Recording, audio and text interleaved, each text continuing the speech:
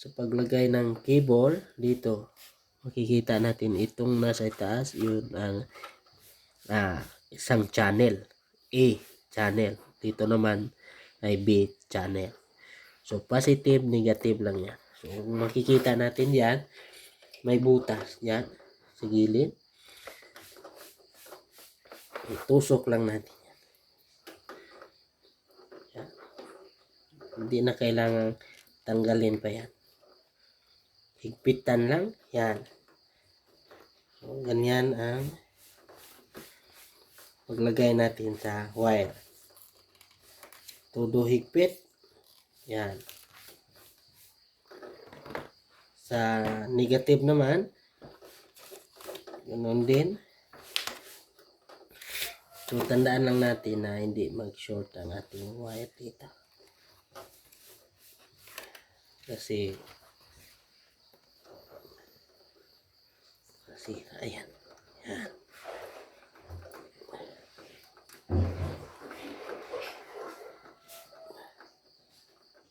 So ganyan yan. Ito ay nasa A na channel.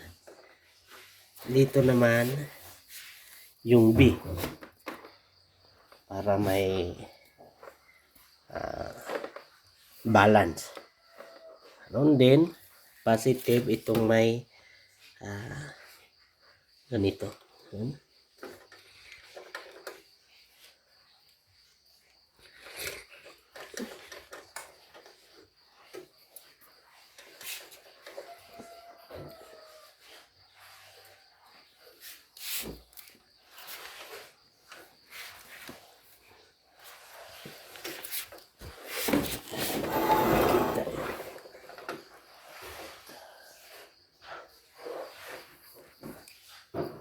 Dito sa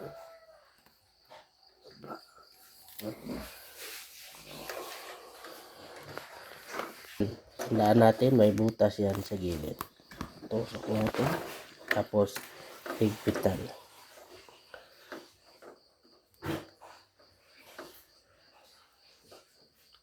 Yan.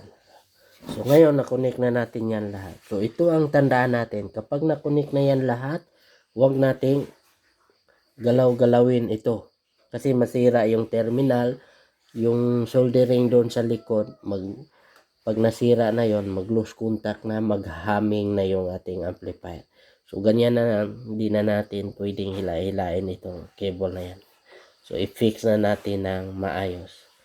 Yan. So kapag mayroon pa tayong speaker na pwedeng ilagay natin dito sa kabila, dalawa pang speaker. So wala naman tayong extra speaker, so ito lang muna ang gagamitin natin. So apat na speaker ang kaya niyang dalhin dito sa 600 watts na amplifier na ito.